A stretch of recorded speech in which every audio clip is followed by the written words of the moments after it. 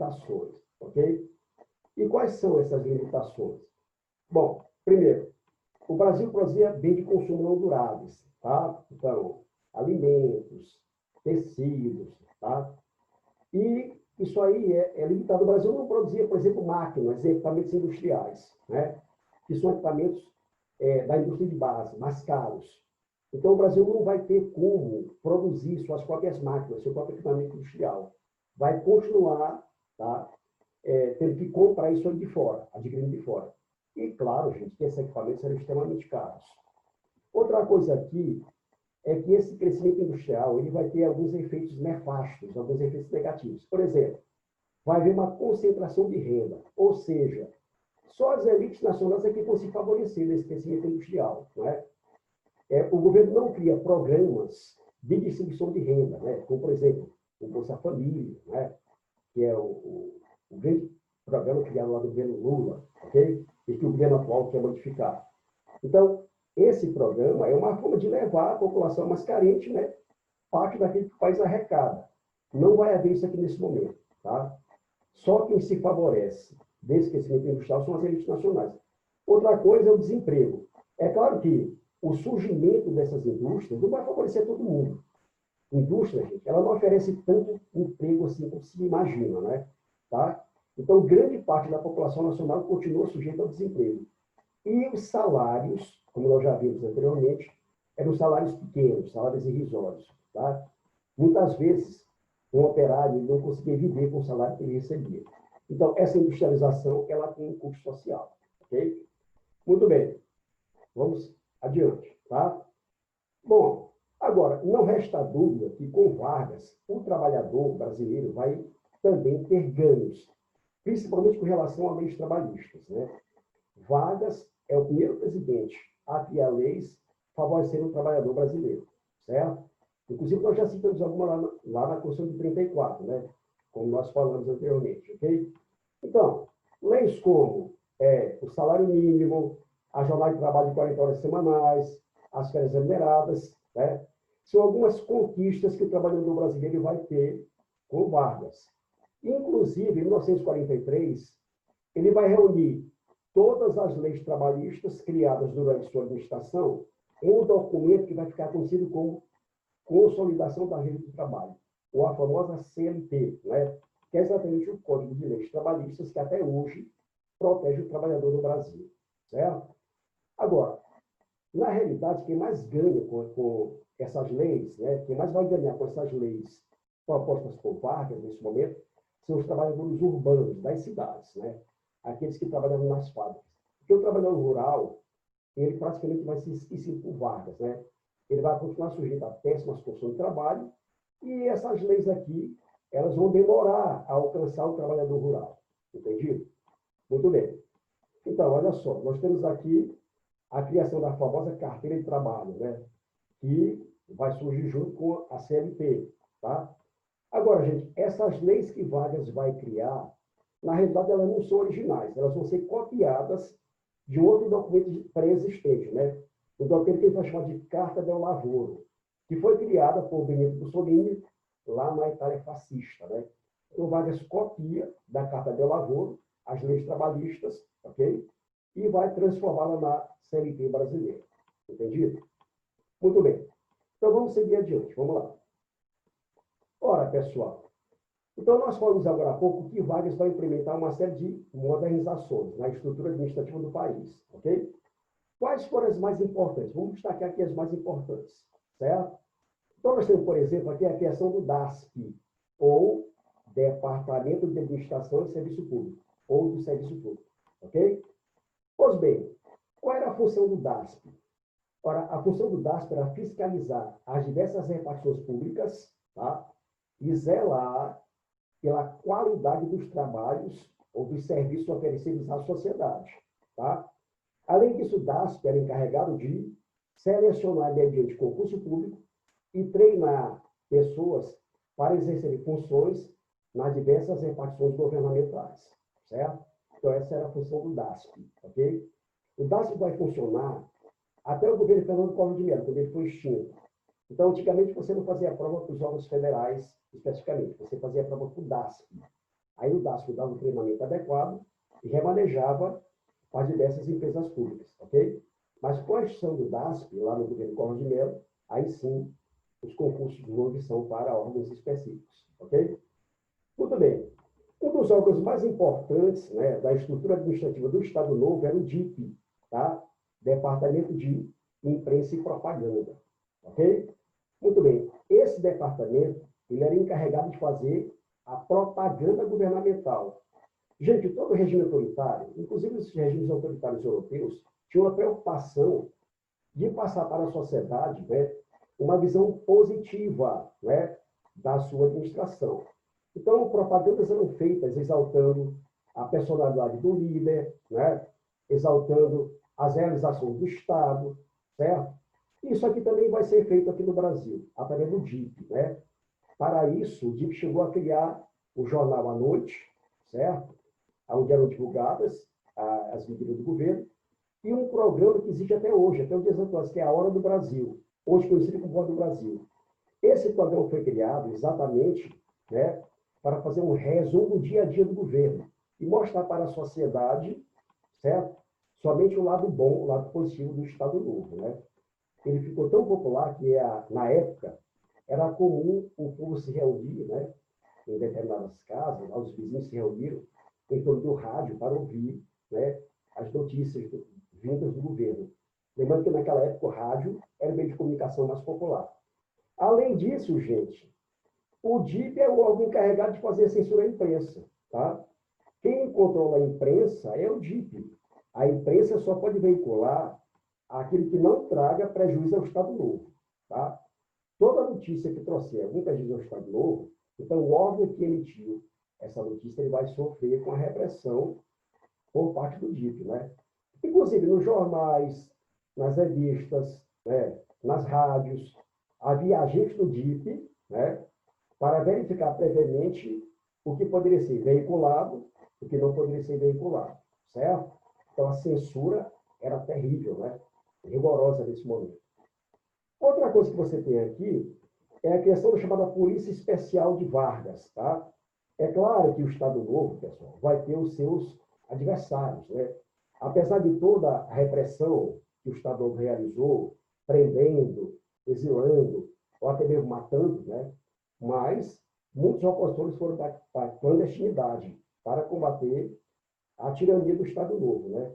Então, para combater essa oposição, foi criada uma polícia secreta, né? Uma polícia especial, que era chefiada por um cara chamado Filipe Miller, né? Descendente de alemães. Inclusive, ele foi fazer curso lá na Gestapo alemã para aprender técnicas que utilizava aqui na polícia especial, tá? Era um cara extremamente temido, né, pela sociedade. Filipe Miller, chefe da Polícia Especial de Vargas, ok? Bom, com relação à oposição ao Estado Novo, né, quem é que vai realizar essas oposições? Alguns membros das oligarquias, né, mas devidamente na clandestinidade, aquelas oligarquias que foram levadas do poder pela Revolução de 30, né, alguns vão continuar fazendo oposição a Vargas, mas na clandestinidade. A maior parte dos opositores foram exilados ou foram mortos, né? E você tem também aqui alguns intelectuais que vão ousar se manifestar contra Vargas. É o caso, por exemplo, de Mário de Andrade, né? E do escritor Graciliano Ramos, né? Autor de Memórias do Cárcere. Inclusive, esse romance Memórias do Cárcere, ele escreveu no cárcere do Estado Novo, onde ele estava preso por determinação de Vargas, certo? Muito bem. Aqui nós temos, então, o senhor Filipe Miller, né? O chefe da temida Polícia Secreta de Vargas, né? Era um sujeito extremamente mau, né? Um sujeito extremamente leal a Vargas, tá? E que era o líder, né? O chefe da Polícia Especial de Vargas, encarregado de combater os opositores do Estado Novo, certo? Pois bem, vamos seguir adiante então, gente. Vamos lá. Ora, pessoal, nós já vimos que a Segunda Guerra Mundial, ela coincide com o Estado Novo, né? O Estado Novo, 1937 1945. A Segunda Guerra Mundial, 1939 1945, tá? E é claro que o Brasil vai participar da Segunda Guerra Mundial, né? Aqui nós temos as duas instituições que participaram, tá? Duas instituições brasileiras que participaram da Segunda Guerra Mundial, que é o Exército, né? Aqui é o símbolo utilizado pela no Exército, tá? Uma cobra fumando. E aqui você tem a Força Aérea Brasileira, né? A FAB, que também vai participar, tá? Da Segunda Guerra Mundial. Então, vamos observar um pouco mais sobre essa participação brasileira na Segunda Guerra Mundial. Entendido? Vamos lá. Então, olha só. O Brasil, né, durante a Segunda Guerra Mundial, recebeu dos Estados Unidos um grande volume de capitais. Tá? É com esses capitais que Vargas vai investir na indústria nacional. Ok? A Segunda Guerra Mundial, gente, ela vai ser travada entre duas alianças. Né? Os aliados, formados por Estados Unidos, França e Inglaterra, né? E o eixo, que era formado por Alemanha, Itália e Rússia, né? E o Japão. Sendo que a Rússia, durante a guerra, sai do eixo e passa para os aliados. Entendido? Ora, o Estado Novo, em si, ele era muito semelhante ao eixo, né? Inclusive, a Alemanha era um grande parceiro comercial brasileiro, né? Pelo menos 70% das exportações nacionais, nesse momento, era para a Alemanha. E Vargas tinha uma boa relação com Hitler, né? Pois bem, entretanto, Vargas vai apoiar os aliados na Segunda Guerra Mundial, por mais contraditório que isso possa parecer. E por que Vargas vai apoiar os aliados? Né? Pelo seguinte, porque ele vai receber dos Estados Unidos um grande volume de capitais a título de empréstimos, né? E é com esses capitais que ele vai investir na indústria nacional. Tá? Então, cria-se um vínculo de amizade entre Brasil e Estados Unidos. Ok? Muito bem. Então, a partir do momento que a Segunda Guerra teve início, tá? E as constantes vitórias dos aliados, o governo Vargas começa a sofrer pressões para entrar na guerra também, principalmente por parte dos Estados Unidos, que queria levar nossas tropas para lutar ao lado deles, principalmente na campanha da Itália. Né? Muito bem. Então, Vargas acaba declarando seu apoio, certo, aos aliados, capitaneado pelos Estados Unidos. Ora, segundo se comenta, quando o líder nazista Hitler soube do apoio de Vargas, né, aos aliados, ele teria supostamente enviado submarinos alemães ao nosso litoral e esses submarinos teriam afundado alguns navios mercantes brasileiros. Entendido? Gente, na realidade isso não faz muito sentido, né? A Alemanha, nesse momento, está envolvida na guerra na Europa, então deslocar submarinos lá da Europa para o litoral brasileiro para afundar navios mercantes brasileiros não faz muito sentido, né? Mas isso ocorreu. Porém, existe uma forte suspeita de que quem teria afundado esses navios não foram os alemães, mas sim os submarinos norte-americanos, né? Isso porque os Estados Unidos queriam levar o Brasil para a guerra junto com eles, entendido? O fato é que, em função disso, Vargas vai enviar para lutar na Europa, né, tropas brasileiras, né? Então, nós vamos ter a formação dos chamados pracinhas brasileiros, tá? Vargas vai construir a chamada FEB, Força Expedicionária Brasileira, certo? Que era composta pelos nossos pracinhas. Pracinha era o nome que era dado aos soldados brasileiros, né? E chefiada pelo general João Batista Mascarenhas de Moraes, ok? Além disso, a FAB também vai enviar, né, um contingente à Europa para fazer missões de reconhecimento, trabalhando ao lado da aviação norte-americana, tá? Então, nós vamos ter dessa forma a participação brasileira na Segunda Guerra Mundial, que vai ser uma participação ativa, né? O Brasil, a princípio, ele vai se limitar a fornecer portos, né, aqui no nosso litoral, para servir de base para a aviação norte-americana fiscalizar o Atlântico, porém, o Brasil, posteriormente, acaba enviando tropas, né, para lutar na campanha da Itália, ok? Muito bem. E a participação do Exército Brasileiro vai ser muito importante na campanha da Itália, tá? Nossas tropas não decepcionaram, né? Pelo contrário, tiveram atuação de destaque em algumas batalhas, como, por exemplo, aqui, ó, a Batalha de Monte Castelo, tá? A Batalha de Castelnuovo, a Batalha de Fornovo, Zoca e a Batalha de Montese, né? Todas essas batalhas foram vencidas por tropas brasileiras, entendido? Então, o Brasil vai fazer um papel de destaque lá na campanha da Itália, ok? Muito bem. Como consequência dessa participação brasileira, né, ao lado dos aliados, e lembrando que os aliados, né, exceto a Rússia, que vai entrar depois, eram democráticos, né, ou pelo menos que diziam democráticos. E o Brasil não era, o Brasil era um regime totalitário, certo? Então, essa participação do Brasil na Segunda Guerra Mundial ao lado dos países democráticos, vai criar uma crise política no governo Vargas. Por quê? Porque grande parte dos ministros de Vargas apoiavam os regimes totalitários, apoiavam a Alemanha, apoiavam a Itália, entendido? Então, o resultado disso é que esses ministros que apoiavam os regimes totalitários foram demitidos e substituídos por outros, né, que apoiavam o regime democrático. Então, vai haver uma quebra dentro do governo Vargas, ok? Muito bem. Então, aqui nós temos algumas imagens, né, da Batalha de Monte Castelo, que foi a batalha mais importante vencida por tropas brasileiras, né? Era um ponto estratégico defendido pelos alemães, juntamente com os italianos, né, que era fundamental a conquista desse Monte Castelo para a continuação da atuação das tropas aliadas na Itália. E são exatamente as tropas brasileiras que vão conquistar esse Monte Castelo, ok? Muito bem. Seguindo adiante, então. E aí, pessoal, nós chegamos aqui aos finalmente da Era Vargas, né? Que é a crise do Estado Novo. Crise, pessoal, é a decadência de alguma coisa, né? Então, quando você tem uma coisa em crise, essa coisa está em decadência, né? E a decadência do Estado Novo, ou a crise do Estado Novo, ela coincide exatamente com a participação brasileira na Segunda Guerra Mundial, né? Então, essa participação foi o ponto de partida para o declínio do Estado Novo. Por quê, pessoal? Porque o Brasil entrou na guerra ao lado dos aliados, né? Os aliados democráticos. E o Brasil não era um país democrático, era um país totalitário, né? Assim como a Alemanha, assim como a Itália, né? Então, os nossos soldados, nossos pracinhas, foram para a campanha da Itália lutar contra um país de quem o Brasil era imagem e semelhança, né? O Brasil era imagem e semelhança do fascismo italiano, certo? Muito bem. E é claro que isso fez com que eles tomassem conhecimento que o Brasil ainda se encontrava envolvido num regime totalitário, tá? E claro que eles não vão aceitar isso, ok? Muito bem. Então, olha só. Com a vitória do Bloco Democrático na Segunda Guerra Mundial, a democracia, pessoal, passou a ser a última moda do mundo. Entendido? Tá? Então, só se falar em democracia no mundo. E, logicamente, motivados, né, por essa vitória dos democráticos, a sociedade brasileira ela toma coragem para finalmente começar a se manifestar contra o Estado Novo.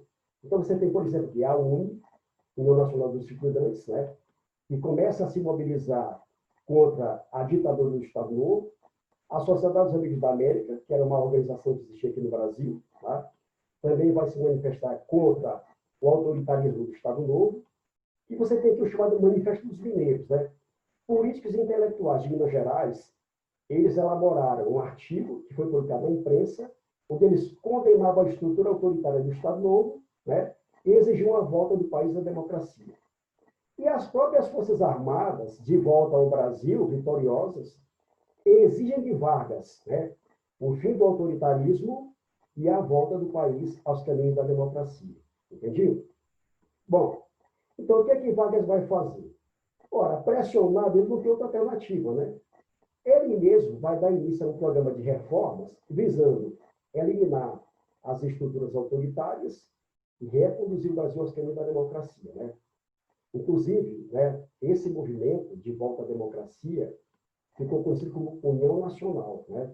E o próprio Vargas fazia questão de estar à frente desse processo. Por quê? Pelo seguinte, pessoal, em 1945 haveria eleições presidenciais, entendido? Tá? E Vargas queria, logicamente, ser candidato, né, à reeleição. Então, para consolidar a volta do país à democracia, ele vai tomar uma série de medidas, né? Nós temos aqui algumas citadas. Por exemplo, a convocação de eleições presidenciais, a anistia a presos políticos, né? A legalização do Partido Comunista Brasileiro, o estabelecimento com a União Soviética, né, de relações diplomáticas, que o Brasil não tinha relações diplomáticas com a União Soviética. A decretação de uma lei antitruste, né, que visava combater a exploração que as grandes corporações faziam, né, ao Brasil. Tá? Enfim, uma série de medidas vão ser tomadas por Vargas para reconduzir o Brasil aos caminhos da democracia. Ok? Muito bem. Entre esses partidos que foram criados nesse momento, né, você tem o estabelecimento de um pluripartidarismo no Brasil, ou seja, vários partidos políticos, né, que vão ser criados por Vargas. Então, alguns se destacaram. Tá? Vamos conhecê-los aqui, vamos lá. O mais importante era o Partido Social Democrático, chamado PSD. Esse PSD ele era composto por quem? Setores de empresariado urbano e as oligarquias rurais que apoiavam Vargas. Era o partido mais forte, né, do Brasil. Era um partido de elite, porém controlado por Vargas, né? Você tem também o PTB, o Partido Trabalhista Brasileiro, que era um partido popular. Esse partido é vinculado ao sindicalismo, né, que era manipulado por Vargas. E também constituído por outras entidades de classe, né, manipulado por Vargas. Inclusive, esse era o partido de Vargas. Apesar de ser um partido popular, né, são Vargas que está feito do mesmo. Portanto, notem que Vargas controlava dois partidos, sendo um das elites e outro popular. Agora, tem aqueles setores que eram totalmente anti-Vargas, né? Totalmente contrários a Vargas. E esses setores vão se unir aqui na chamada UDN, União Democrática Nacional. Tá? Aqui você vai ter intelectuais, industriais, a cúpula militar, banqueiros. Essas pessoas, né, esses segmentos sociais, faziam oposição a Vargas. Não querem mais saber de Vargas no poder. E você tem aqui a volta do Partido Comunista, né? O Partido Comunista ele vai ser reabilitado novamente, né? Ele volta a funcionar. Então, vai ser construído, né, por alguns ex-tenentes, como Luiz Carlos Prestes, né? Inclusive, Luiz Carlos Prestes, que estava preso, foi colocado em liberdade, tá? E, apesar de ter sido preso por Vargas, né, em 1951, ele vai apoiar a volta de Vargas ao poder. Entendido? Aquelas contradições que só a política brasileira pode explicar. Agora, além desses partidos aqui citados, alguns partidos pequenos, né, também são criados e só tinham expressão só nas suas localidades. O mais famoso dele era o PSP, Partido Social Progressista, criado pelo governador paulista Ademar de Barros, mas que só tinha expressão em São Paulo. Fora de São Paulo, praticamente era uma sigla desconhecida. Tá? Então, esses são os partidos que vão funcionar no Brasil, né, até o golpe militar de 64. Ok? Muito bem. Ora, a partir da formação dos partidos políticos, então, começou a campanha presidencial para a sucessão de Vargas em 45. E aí surgiram 3 candidatos para concorrer, né, nessa eleição. Primeiro, você tem aqui, ó, o brigadeiro Eduardo Gomes, tá? Candidato da UDN, que era aquele partido anti-Vargas. O PSD vai lançar a candidatura do general Eurico Gaspar Dutra, né, ex-chefe do Estado-Maior das Forças Armadas de Vargas. E o PCB vai lançar a candidatura de Diego Fiuza, ok? Um dos seus principais componentes. Muito bem. Ora, gente, Vargas, entretanto, ele queria se candidatar à reeleição. Então, com o apoio dos sindicatos e algumas associações de classe, né, ele inicia no Brasil uma campanha chamada Queremismo. Por que Queremismo? Porque o lema dessa campanha era a frase: queremos democracia com Vargas, né? Muito bem. Com isso, Vargas tentava conquistar a simpatia popular e se lançar candidato à reeleição. E essa campanha do queremismo, ela realmente começou a se expandir pelo país, né? As medidas tomadas por Vargas para reconduzir o Brasil à democracia lhe trouxeram bastante popularidade, né? De modo que a campanha do queremismo, ela começou a se expandir no país. Acontece, porém, gente, que os militares, né, e grande parte da sociedade brasileira não queriam a permanência de Vargas no poder. Então, o que vai acontecer? Antes que essa campanha ela se expandisse totalmente no país e Vargas tivesse condições de concorrer às eleições presidenciais, né, os militares deram um golpe, derrubaram Vargas do poder e decretaram o fim do Estado Novo. Tá? Esse golpe militar vai ser chefiado exatamente pelos 2 homens de confiança de Vargas das Forças Armadas, o general Góes Monteiro e o general Eurico Gaspar Dutra. Ok? Então, esse golpe militar, que vai ser implementado pelos generais Dutra e Góes Monteiro, né, vão decretar o fim do Estado Novo e, assim, o fim da Era Vargas. Entendido? Ok? Muito bem. Então, vamos ficar por aqui, tá? Na próxima hora, a gente vai voltar com novos assuntos. Dessa vez relacionado ao tema democrático, né, ou populista, que vai de 1945 até 1964, que é a fase, né, que vai vir posterior ao Estado Novo. Ok? Então, um abraço, até a próxima.